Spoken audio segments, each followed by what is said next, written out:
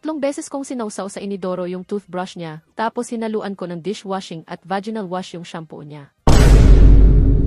May confession ako, noong nagsasama pa kami ng ex ko, do all the wifey things a loving girlfriend does kasi love language ng ate mo ang magluto at gustong-gusto ng ex ko yung mga luto ko.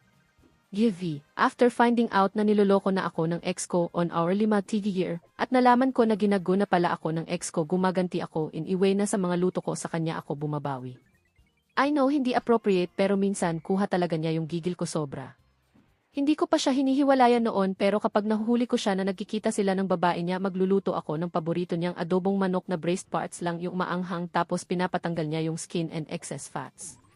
Clean diet daw kasi siya so lean meats lang.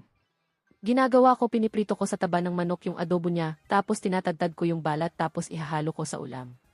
Ginagawa ko yung kanin after mo lutuin yung adobo, ipahid mo yung kanin doon sa kalan tapos yun yung kakainin niya, may mga kasamang balat ng manok na prinito na akala niya rekado lang. Nag-volunteer din ako magtimpla ng shake or drink niya tapos minsan kinakanaw ko yung baso gamit kamay ko. Pababaunan ko siya tapos yung spoon and fork niya nagamit na at hindi hugas tapos pupunasan ko lang tapos yun yung ipapagamit ko.